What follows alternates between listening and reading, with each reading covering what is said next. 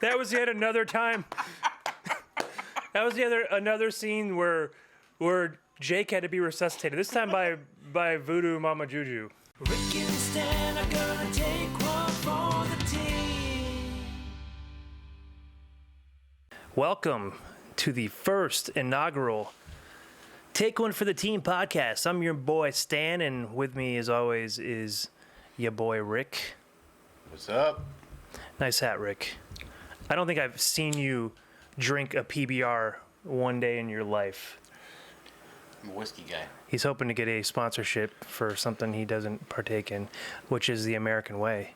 Yeah. Capitalism at its finest. Because I'll tell you right now, a lot of those athletes, Blake Griffin does not drive a Kia. I can tell you that. He does not.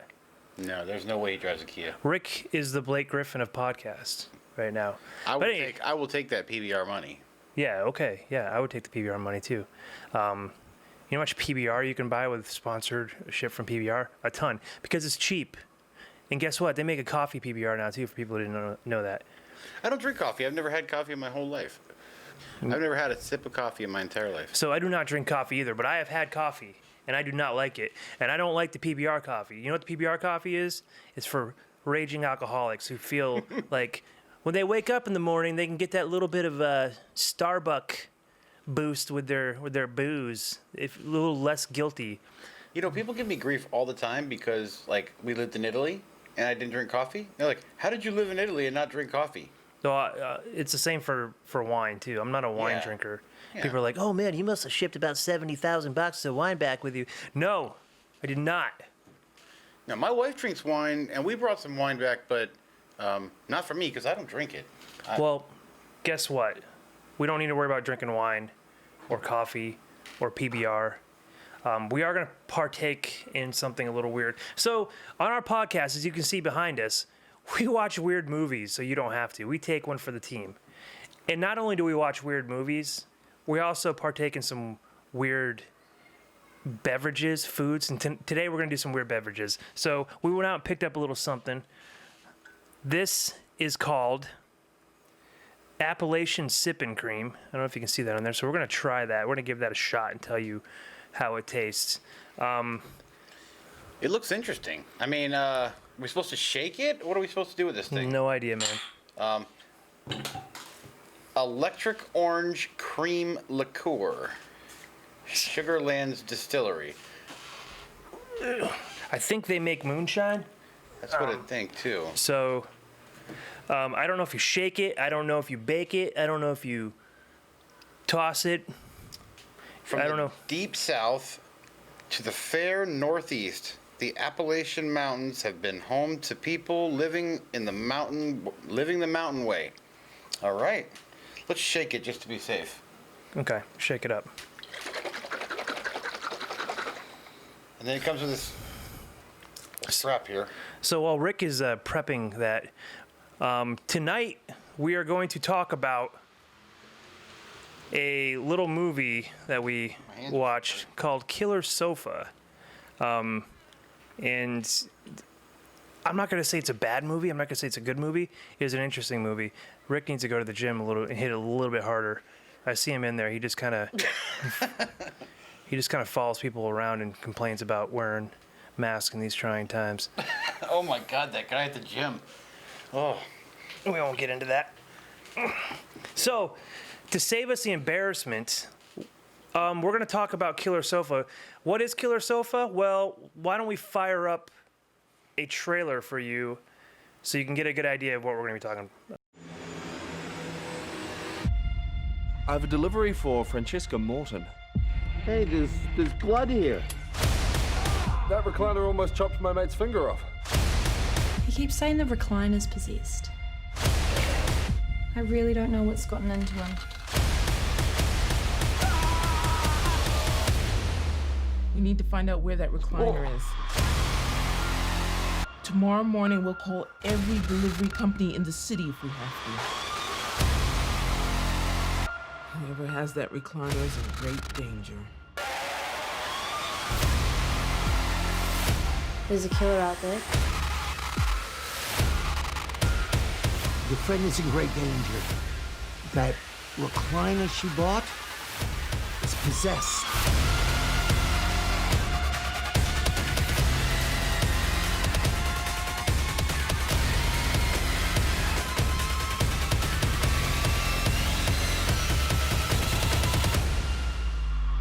It's here.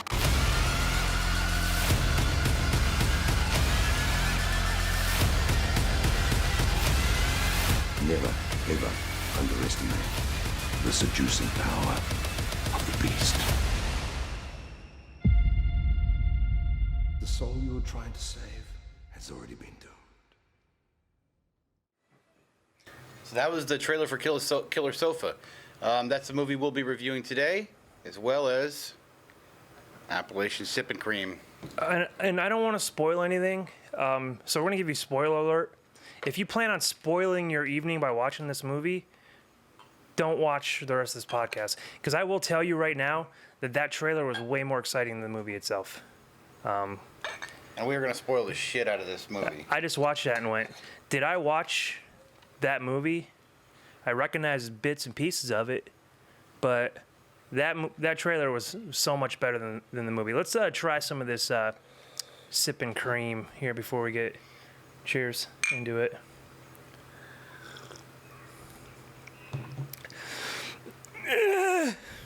That's It's not your granddaddy's creamsicle drink. That's what I was going to say. It tastes like creamsicle, but like with moonshine.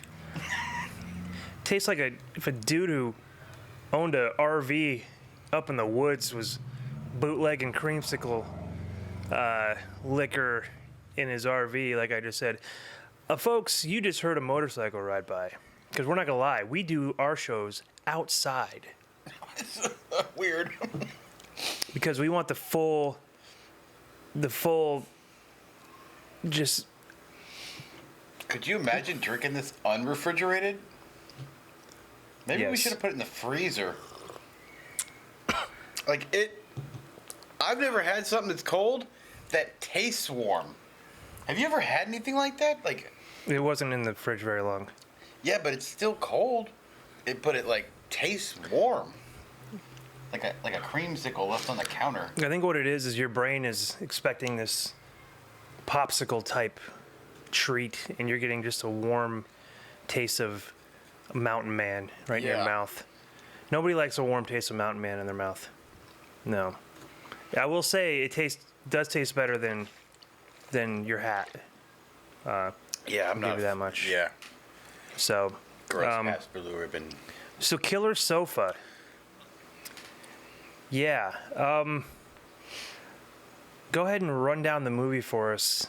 If you had to give us your abridged version of what you viewed, because we had a conversation. You obviously were picking up way more than I was. So go ahead and let's hear it. So when you read the title, it says it's about a rabbi is trying to solve a crime, but I mean it's in there. There is some of that in there, but it's mostly about the sofa, the recliner. Yeah, it was not a sofa. Yeah, it's not a sofa. That thing behind us is not a sofa. Now, from what I was told, it was originally called My Lover, My Lazy Boy. Yeah, they couldn't use the word lazy boy because copyrights and stuff. Yeah. And if we gotta bleep that out, we will. We don't care. That's pretty much what it was a lazy boy. It was not a sofa, and I don't know. So basically, this dude was obsessed with this chick, so he hired a guy to kill him and put him in the sofa. Now, the movie, the guy's like, I didn't kill him. I just chopped his legs off. We'll show you that clip because it's an amazing clip. But he's a dead guy in a sofa. And he writes this little letter saying, please deliver to this girl, Francesca. And Francesca takes in the sofa. Doesn't even give it the old sniff test. No if I got a weird sofa, says, hey, deliver it to Stan, I'm going to at least smell the thing, right? And there's a body inside that sofa. How do you not smell a body inside of a sofa? I've never smelled a body inside of a sofa, so I don't know. Sofas could be, really good at retaining smells and keeping keeping smells. I'm sorry, I'm burping up the mountain man. Yeah, that is. I'm gonna finish this though. That's my goal is by the end of this podcast. Well, I don't think it's gonna last that long, but So, this chick, Francesca, good-looking girl, kind of a psycho, and I only say that because she had like 17 restraining orders out on dudes. yeah, what was the deal with that? I mean, like, when the cops are talking to her, she's like, well, I had to get a restraining order against him, and I had to get a restraining order against him, and I had to get a restraining order, and I'm like, what the hell? Paranoia. Or she's just so narcissistic that she thinks everybody's really into her, so she's just, proactive. Right, but like in the same interrogation, she's also talking about having rough sex with like all these dudes, Except for her boyfriend. except for her one boyfriend she's with now, Yeah, because her boyfriend, according to Maxie, yeah, her best friend, and also her manager. is the only one that's not obsessed with her because, He's according gay. to Maxie, he is a homosexual. Yeah. Do we have that clip, Harley? Whenever you're ready, give me a thumbs up. We'll play the clip. The first clip we're going to play is the scene where Bob Gravy and whatever her first name is, Grape. Yeah. The whole cops are just like food cops. Yeah, they're weird. Sexual tension. Like I said, I've always had this effect on men. It's like they go crazy for me or something. Well, what about your current partner? TJ, no. He's somehow immune to me. Sexually, I mean, but it's a good thing. He's gay. The reason her boyfriend is not obsessed with her and doesn't do all the fun stuff she likes is because he's gay. Yeah. That's TJ, by the way. TJ is kind of weird. To me, he's just in the movie as a body count. Yeah, that's what I got too. I mean, because like they go to all these links about saying like no man or woman can like resist her. But then all of a sudden she's dating a guy who is into dudes. Why is he even dating her? Yet he probably has a restraining order against him too from her. So that's why he's fine with it, because he doesn't want to get anywhere near her anyways. Because he doesn't like women. It's Francesca. She's not a bad-looking girl. And Francesca, I'm available. You're in love with a couch too. There was an awkward couch love scene. Yeah, that was weird. Yeah.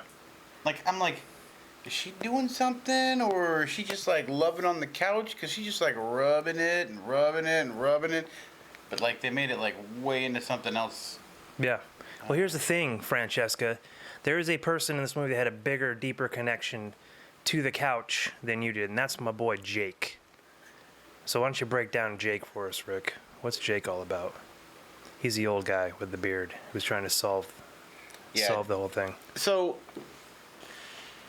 Jake to me was the weirdest part of this movie, because I mean he just like the CPR crap, the like visions out of nowhere, the fact that he used to be a rabbi, like all these things are, and then he like lives with a voodoo lady.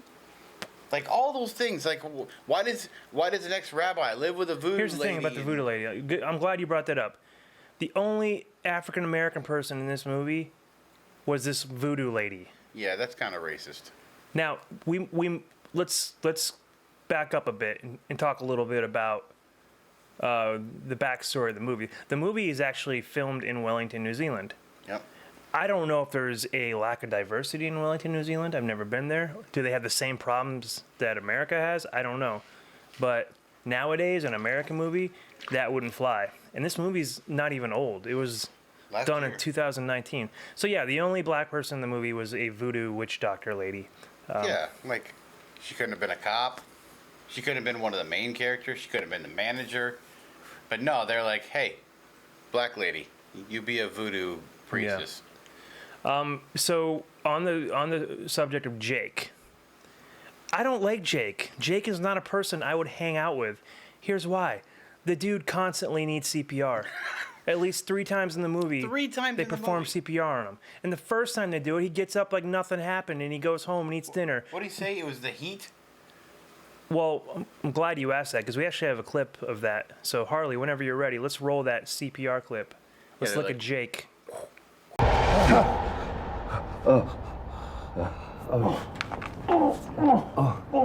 You sure you're okay? Yeah. Really? You're Yeah. shaking on the ground. Yeah, you can go. It must have been the heat. Now, go. Okay. Heat's hitting him pretty hard out there in Wellington, New Zealand. Like, why wouldn't he go, hey, I just saw this crazy vision of, like, being in the past and running through the woods and all that craziness? Well, I don't know. And here's the thing. That's what confused me about this whole movie.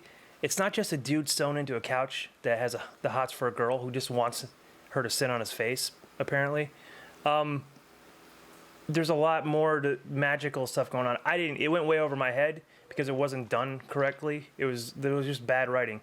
But the thing about that clip is Jake just goes home and eats dinner and they ask how his day was and he's like, no, this is okay, nothing wrong here. Like he didn't just have CPR performed on him, probably broke a few ribs. And that's the first time. Like this dude needs to be revived throughout the whole movie. He's like that dude in Call of Duty or Red Dead that is on your team and he just sucks and you're constantly going back and you're trying to revive him. You know the worst part of that whole thing? So he goes home and he starts watching YouTube videos about what happened. Yeah, so He's like, how do I solve this problem in my life? I'm going to watch YouTube videos on what happens when I touch a couch and I well, get that's the thing. visions. Jake is the best Googler of all time. We catch up to him on the exact thing that he was looking for. I don't know what he Googled in there, like magical couch. I touched a couch and had a vision. Yeah, but he found it right away. Yeah. And yeah, Jake is he's an interesting character. What's up with the beard brushing and always looking at that one guy? Who is that? I can't blame him for that. As a new owner of a fresh tight beard, I brush my beard quite a bit. Yeah, but I don't stare at a dude when I'm brushing my beard. It was his dad. Do they say that though? I don't know if they say that. So the old guy in the picture was his dad. His dad must be like really awesome. He was like jealous of his dad's beard or something. They put a lot of emphasis on this dude in the picture. It's a drawing, by the way. It's like he drew from the last memories he ever had of his dad. He drew it out on a picture, like a caricature. So the only time his dad comes back, so his dad is like the key to all this apparently, but he only talks to him on the phone once, and you don't see him in the movie. And his dad just calls him crazy. Yeah, his dad, he calls him and he answers the phone, what? He's like, Dad, I touched the couch and I got all these tingly feelings in my man parts. What do I do? And his dad's like, son, You're not a rabbi anymore. That's his answer. we've already had this talk, son. If you're going to make love to another chair, at least do it in the privacy of your own home and not in the middle of IKEA like when you were 12. You know what that reminds me of is the Golden Corral thing. Oh God, I don't know why. All of a sudden, the Golden Corral with the kid in the. Oh yeah. Oh man. No. So it wasn't chocolate. This kid. So Golden Corral. Don't get me wrong. You service the community. You're a fine eating establishment for people who don't give a shit about the eating establishment they're in. It's like it's one step above prison cafeteria. This is why I say this, because I don't think this happens in prison cafeterias. I stopped at a Golden Corral on a work trip. Didn't really have a chance. This dude that was running the trip, he had stock in Golden Corral. So he was... They stopped at every one. Yeah, every lunch, dinner on the way down. This is from Oklahoma City roundabout down to Dallas.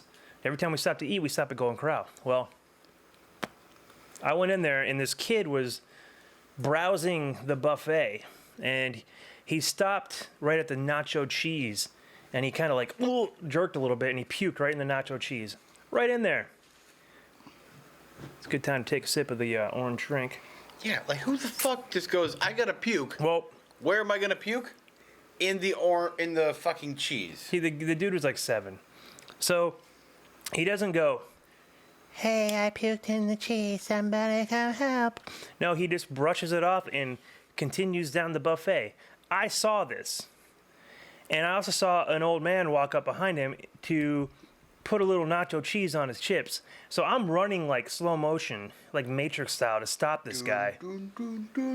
So I pretty much like slap the nacho cheese spoon out of his hand, and I alert management. They replace the cheese, put it back in. They didn't even rough the kid up or anything. They just let him continue. I think just a little slap to the face. I mean, it's Golden Corral. You'd think they'd have a little bit of like beating kids in them.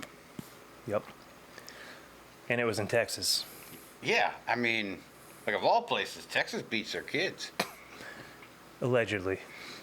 Okay, so anyways, Jake. Yeah, back to the movie. Back to the movie. So Jake, kind of a weird character, but he's apparently the key to the puzzle. So where do we leave off? Where are we at now, Rick? So Jake meets with his voodoo priestess. Yep, Voodoo Mama Juju. Yeah.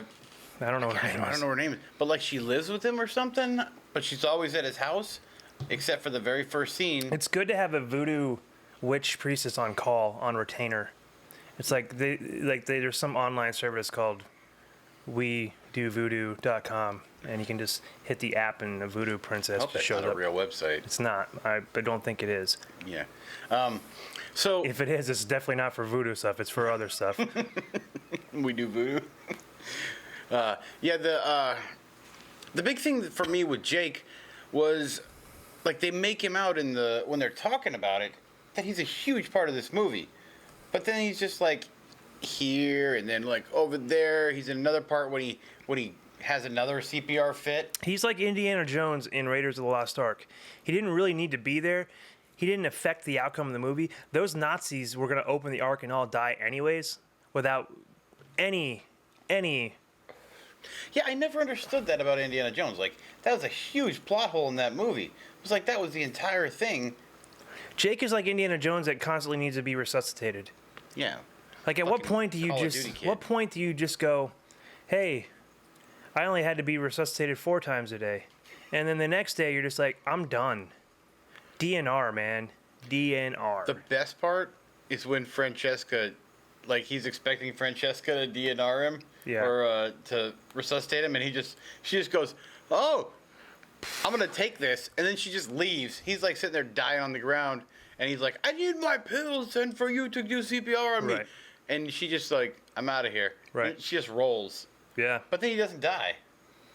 No. I think he makes it to the end of the movie. Like, do we ever see him again? I think so. But speaking of dying, who's the first person to eat it in this movie? TJ. TJ. TJ dies TJ, the gay boyfriend. TJ has a run-in with the couch for obvious reasons, because the couch is jealous because TJ is shacked up with his girl. Because the guy who's sitting on the couch is obsessed with Francesca. She's like a belly dancer or something. So go ahead. So the couch is mad at TJ because he takes credit. Because the couch makes Francesca breakfast. Oh, yeah. So the couch made Francesca breakfast. She wakes up to like a path leading to the couch. She doesn't question it, and she eats the food, and then she remembers, oh yeah, I have a gay boyfriend. He shows up and like, oh, you made me breakfast, and he's like, you're damn right I did. Yeah. And then she's like, you want me to make you breakfast? Here's some fucking cereal. Yeah. Yep, that's exactly what happened. So at this point, the couch is furious. He's just there, just like you can see his little handle that he reclines with just shaking. So Francesca leaves, and she has this. The cops are already kind of suspicious about something happening, because they found something in this storage shed where Freddie was in the couch. They found blood and all that stuff. So they're already investigating. Bob Gravy and his sidekick, Detective Grape. Gravy and Grape. Clever names. Somebody was writing this movie over lunch, probably at the Golden Corral. There was no hardcore puking scene, so I don't think they were at the Golden Corral. I'm more of a fan of Ponderosa as a kid. That's where I went. But anyways, I digress. I like Ryan's. Ryan's is stupid, and so are you. What is Ponderosa's? Oh my! It's a northern thing, bro.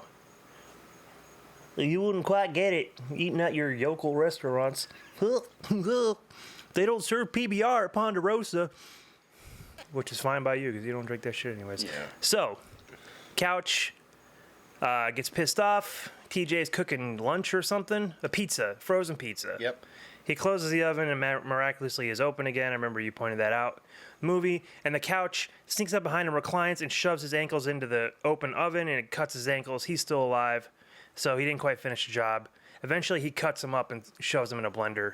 Which is weird to me. Like, I understand, like, this is a B movie, but, like, the oven's here, and he's just, like, pushing him against the open door. TJ has every... All he had to do is, like, lift the oven, and he'd be fine. TJ has every opportunity to get away. All the deaths in this movie are stupid, like so fucking stupid. Yeah. And we'll get to some other ones. But TJ hurts himself, but then the Couch ends up killing him. So, I want to go ahead. But first, he goes, like, he tries to tell people that the Couch is possessed, and nobody believes him. So he moves in with his mom. Was that TJ or was that Ralph? TJ. TJ, yes. Yeah, TJ moves in with his mom because he's scared of the recliner. And the girlfriend who says she loves TJ won't get rid of the recliner. No. Even though he says, this recliner tried to kill me, she goes, I'm keeping the recliner. She's so attached to this recliner because she had a moment with it. And keep in mind, there's a corpse inside the recliner. Now, the recliner is the best part of this movie. Because there's parts where the recliner is like sneaking up and spying on people, and I want to, if we can get that clip ready, Harley. It should be clip. It should start with clip. On there. This is great. This is my favorite part of this movie is how sneaky this recliner is and how he just shows up places. So whenever you're ready, go ahead and play that clip for us.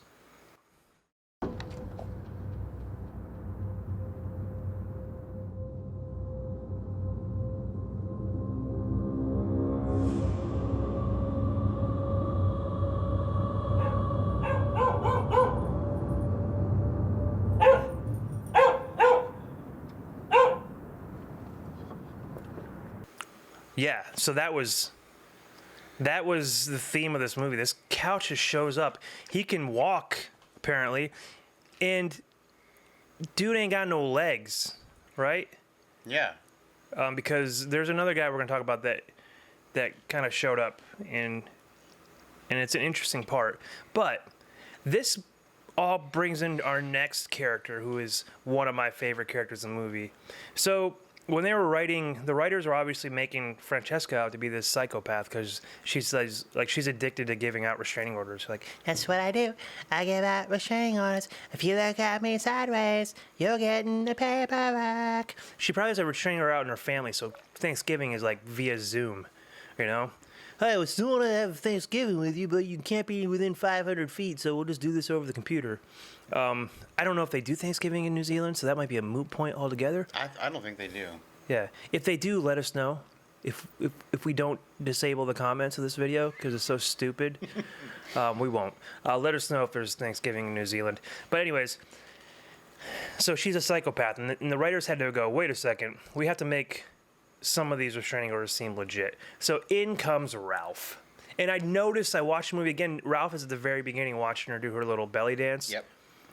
Ralph is a character. Like, he proposes to her constantly, I guess, because Ralph shows up at her door. But they don't show any of that leading up.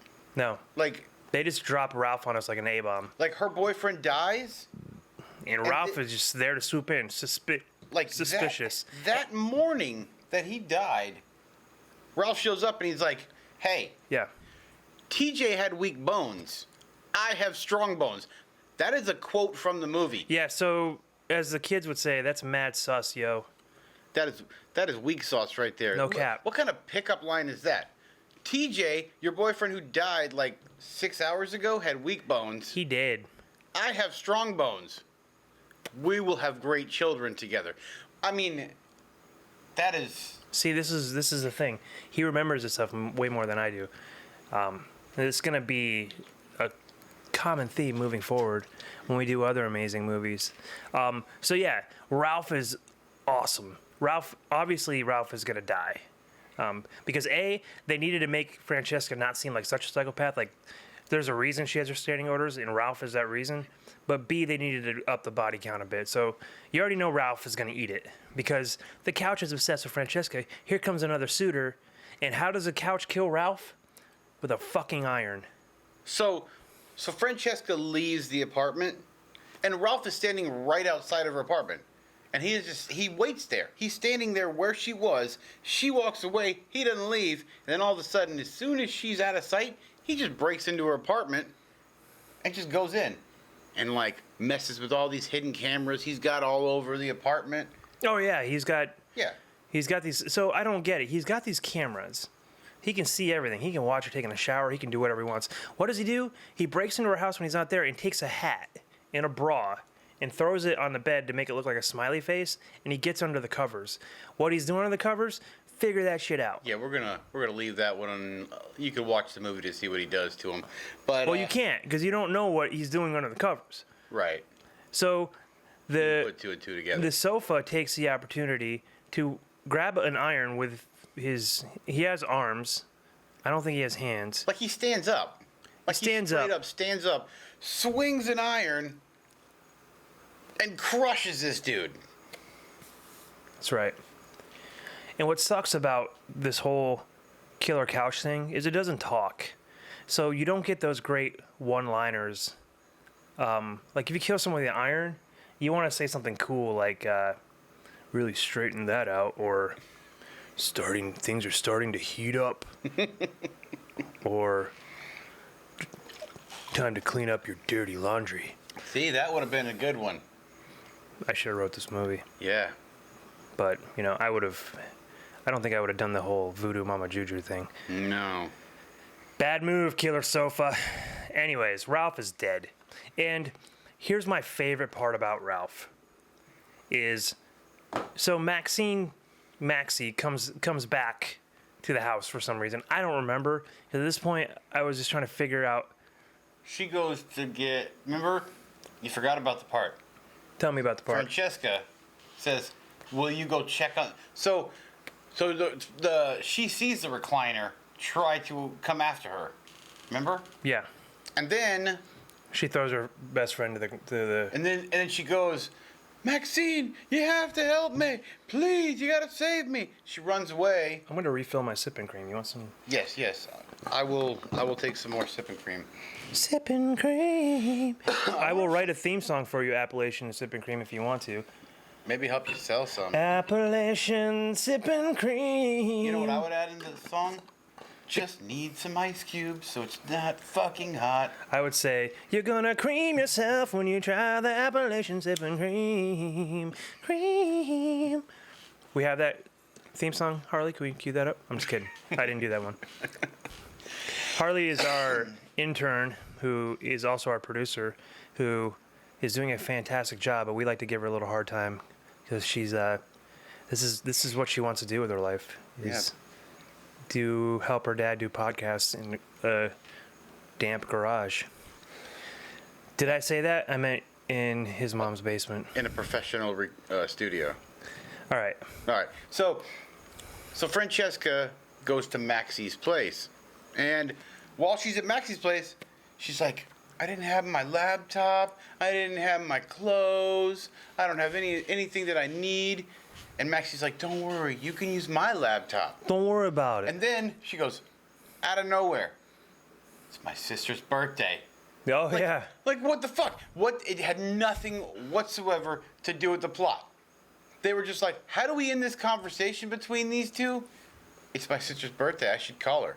Has nothing to do with the fucking movie. And then she goes, hey, Maxie, will you go check on the sofa for me? So the sister's birthday was just a way for Maxie to get the hell out of there. Yeah. They needed her to leave so they can do the next part. So I have a clip coming up. So whenever we're ready. Not yet. This is Ralph. And Ralph is dead. But this clip will make sense because I'm going to play another clip right after that, and I'm going to get into it. This is one of my favorite parts of the whole movie, and I can talk about this for hours. So let's go ahead and play that clip, Harley, whenever you're ready.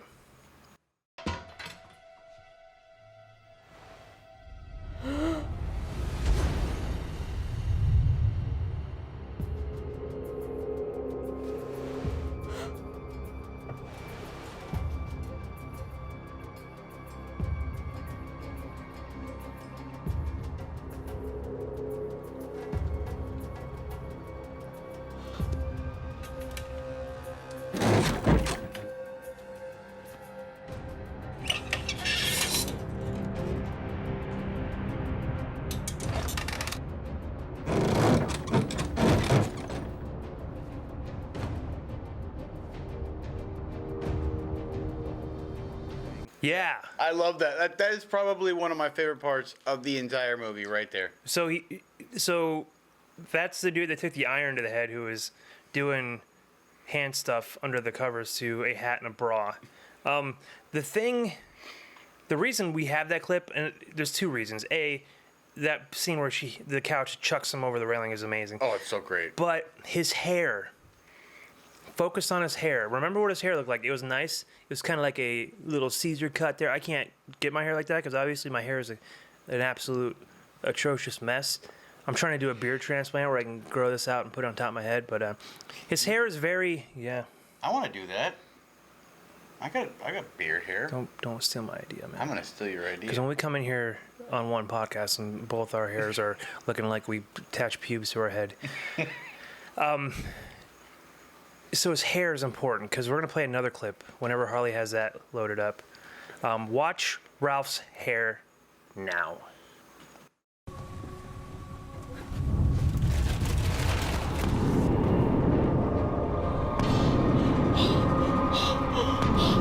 So all of a sudden, Ralph has a Beatles haircut. Yeah, like what the fuck? So it could be a small oversight. Maybe they had a stunt guy put in there. But my theory is there is a really, really proactive funeral director in the town of Wellington, New Zealand, who has a police scanner who listens to all these murders and goes out there, does all the hair and makeup before they even get to the funeral home. Because guess what? That funeral director has a Disney vacation with his family coming up, and he doesn't want some asshole like Ralph ruining that. So Ralph's going to show up, and he already has a haircut. Or there's a phantom barber shop who's just going around giving all these dead bodies Beatles haircuts. Yes, the Beatles are dead.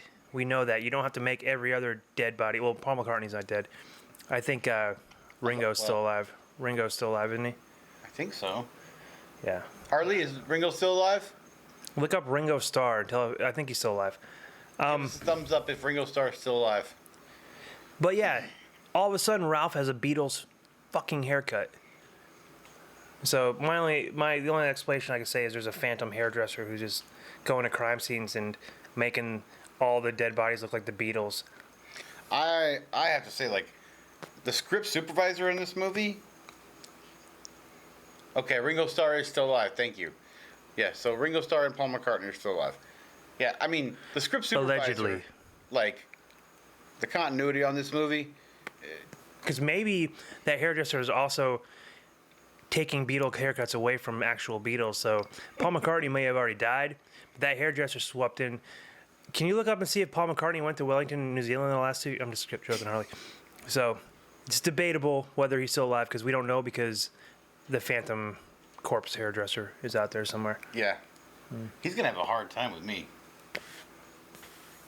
Yes, he is. He's going to be like, what am I going to do with this guy? He's going to try to give me a Beatles haircut. And So whenever you're ready, Harley, if you can, I didn't put this on the clip list, but I want you to find the one we had as the background yesterday. Ron. Remember what clip I'm talking about? So let me know when you're ready, because we're going to talk about Ron here in a little bit. Because now, well, let's finish the movie, then we'll go back to Ron. So, Rick, you're going to have to explain this ending, because it was just, it got too stupid for me. Okay. So, this is like the true spoiler alert of the entire movie. The rest of the stuff is just shit that happens. This is the actual spoiler. So, spoiler alert. We'll put that in with our amazing graphics team. Yes. Us. So at the end, it ends up being Federico is inside the couch. He's actually inside the couch. Yeah. And like, you think he's alive, but then they go, he's not alive. But then they go, he is alive. But then they go, he's actually been dead for a couple days or a couple weeks or something like that. And Francesca's, they're like, oh no. Like she couldn't smell the rotting corpse inside her couch. Yeah. Like the holes in the couch that you see on the eyes over here, those are his eyes. Like they're holes in the couch, which is weird to me because they don't look like holes. Maybe they're like glass, like shield things. I don't know. But anyway, so then it goes, this actually is not even about this guy. It's about the one word that the couch says. You remember what the couch says? Sit on my face. Valerie. Oh, yeah. He just says Valerie. Like, that's the only word he says. Valerie. Valerie. And that was part of a vision that Jake, the resuscitation rabbi, saw at the beginning when he gently caressed the couch. Yeah. And Valerie was from like the 1800s or something. There was something else too, like. So in the vision, Valerie is this woman who men can't resist, and she goes up to her handmaid and slices her own throat and transfers her soul to the handmaid's soul. And then the handmaid, no man can resist her. So there's a lot of unhealthy obsessions going on. Yeah, it's weird. So then the handmaid goes, I'm going to become celibate and check myself into, what's a nunnery called? I don't know. Monastery? No, it's for convent. Men. Convent. So she goes, I'm going to be in a convent now. But here's where the weird part comes in. It's Francesca's grandmother. So she was celibate and granted, this takes place in 2019. This vision was from like 1890. Her grandmother is over 100 years old. Now, there's a lot of unhealthy obsessions going on. I must admit, I also have an unhealthy obsession, so I can't really deny it. I mean, Harley, do you have my unhealthy obsession, or are you? No, not yet. You're ruining this podcast, Harley. I was going to pull it up whenever you're ready. Where's my unhealthy obsession? Come on, Harley. We'll sip some more of this. This is an unhealthy obsession, too. Now, I actually enjoy this quite a bit now. Maybe it was colder. It's just not cold. Cold, warm. I mean, it wasn't in her fridge when I bought it. There she is. There's my unhealthy obsession. Condoleezza Rice. We will be together. So I don't blame Federico one bit. I would sew myself into Condoleezza Rice's sofa tomorrow. All right. We're good. Hey, there he is. There's Fred. Oh, this is the best part. Remember when he's like looking? The couch just keeps looking. Oh yeah. In the. That was the best part of the whole movie. Was that face right there, looking out the window, following people. Like, I'm sure if there was like a part where they were at a concert, he would have been in the crowd, and they would have been like, "Oh, that didn't happen in the movie. It should have." Yeah, writers. That would have been great. Like if they had been like in a grocery store and the couch would have just been in the grocery store, that would. I mean, that's what this movie lacked, was a lot of opportunities for funny. Yeah. They missed the mark on some really funny opportunities. The funniest part was when the clip we showed when he's like, he's gay. Yeah. That was the funniest part. So, because the one guy that she wasn't obsessed with her was her boyfriend who was gay. That was genius. And then he gets killed from a spring. But anyways, oh yeah, the spring. So the spring is like his hand, and it's following, like it's closing windows and it's doing all sorts of funny stuff. So let's go ahead and end this movie, Rick. All right. So at the end of the movie, Francesca becomes Valerie because Valerie takes her over and puts her soul into the recliner. And then out of fucking nowhere, they start going, Gravy is obsessed with Francesca. So Gravy becomes Valerie's love from the past, her true love. And Valerie is now inside of Francesca. Yeah. So Valerie has now taken over Francesca. Francesca is in the sofa. Mm-hmm. Gravy is now her boyfriend from the past, from the 1800s, and Gravy's in the sofa, and then Frederico's in the sofa. Well, and, Frederico's and body is in the sofa. No, his soul too. Oh. And TJ's soul's in the sofa, and Ralph's in the sofa. You know what also was like weird to me was Frank Reynolds is in the sofa. Yeah, I'll go with that. The other thing was like when Maxie, like that was weak sauce. So the whole movie ends. Maxie survives all this. She goes back to the apartment and she looks into the eyes of the sofa, which are buttons, and she sees Francesca like falling backwards, like, oh my god. But like nobody else saw that. No one else saw the buttons any other time during the movie. Then the movie ends. Yeah. So that's the movie in a nutshell. So here's my take on the movie. Is it worth watching? Sure. It's fucking stupid. But this movie knows what it is. We're not sitting, it's not like going over our heads like, oh, this is supposed to be good, but it's really bad. Oh. Like you go on there, you click on Killer Sofa, you know what you're getting. And if you don't, you should I loved like that picture right there. I loved the sofa, the way it looked. It was perfect. It had character. The writing was not good at all. No. The death scenes were weak sauce. Yeah, that was weird to me. Like, I mean, if you're gonna do that, I mean, don't show them or show them. If you're gonna show them, like, be good. And here's the other thing. There were a lot of assholes in this movie. Mm-hmm. A lot of assholes in this movie. So we have a little segment we're going to work on. It's called Asshole of the Movie. So we each have our own assholes, obviously. Go ahead. Everybody has their own asshole. My asshole of the movie is that asshole named Ron. Ron was the guy who cut off Freddy's legs and shoved him in the sofa. And I got a great scene for Ron, so if you can pull up that clip, Harley, whenever you're ready. This is my asshole of the movie. Look, I saw Federico on the news and I freaked out. Did you kill him? No, I didn't kill him. But you were at his house. Yes. What were you doing there? He asked me to cut his legs off. Okay. That was my asshole of the movie, Ron. Now, it wasn't in that clip, but the guy, Bob Gravy, is like, you killed him. You chopped his legs off. You killed him. And he's like, he signed a paper saying I could do it. So that's going to hold up in court.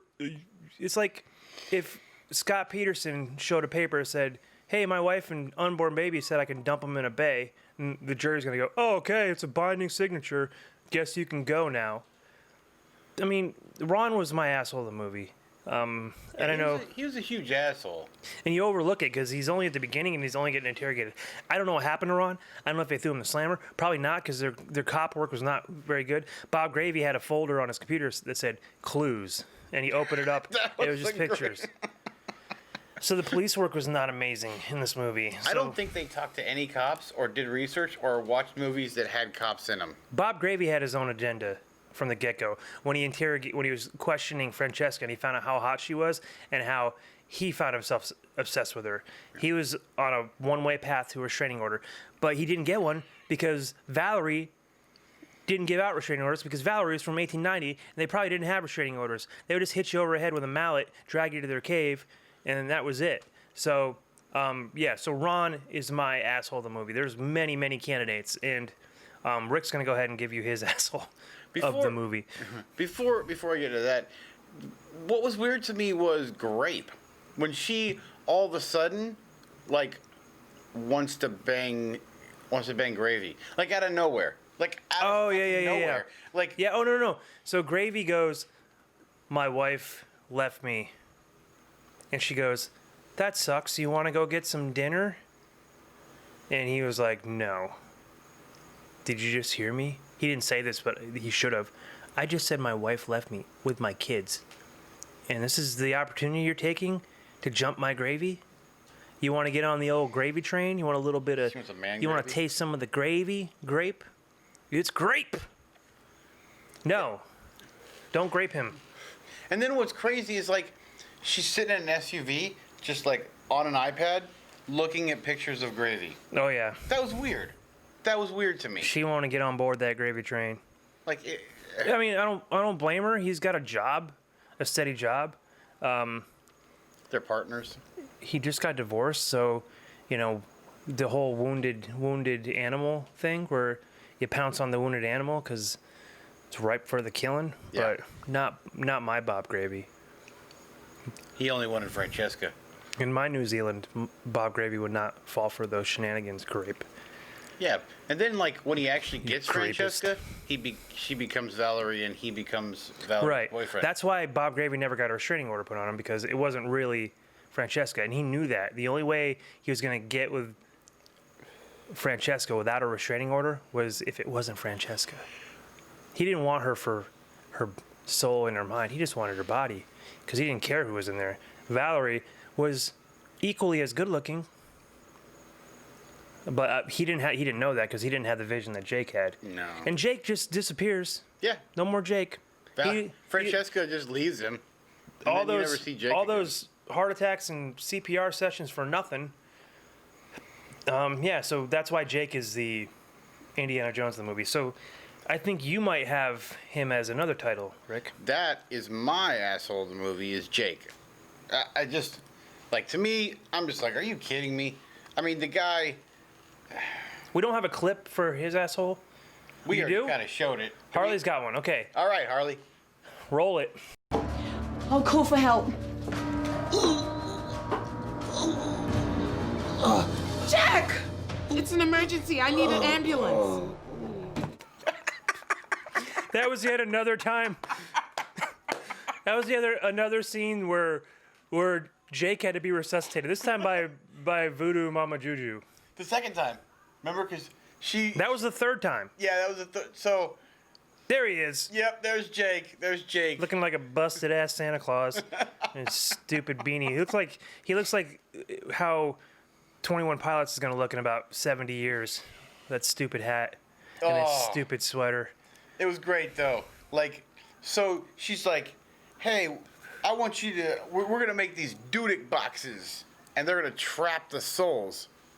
And Sorry. he builds these... Like, he goes through the whole night building these boxes, and then all of a sudden, like, when he's done with all the work, and it's time to go do this, he's like, I'm having a heart attack. Ah. What? There was something funny with the box too, wasn't it? Like, Yeah, so she goes to him and she puts the box in front of the chair. And she's like, "Get in the box, get in the box," and he won't get in the box. what's The it- fucking, yeah, the chair's not falling for that shit. because he wasn't a soul. He was a dude trapped in there. Yeah, and then Gravy busted in, shot the chair in the head, killed him again. Because he stands up. Yeah. He like stands up. He's like, "Rrrr." But look at that face, ladies and gentlemen. That's the face of a man who's been resuscitated way too many times. He's had enough of this shit. He's still alive, for all I know, because we don't know what happened to him. The box thing didn't work. Now I understand, like you're supposed to take an aspirin a day, but an aspirin isn't going to help you when you're having a heart attack, right? Am I wrong on that? Baby Harley? aspirin helps. Harley, can you look that up, please? When you're having a heart attack, are you supposed to take aspirin or go to the emergency room?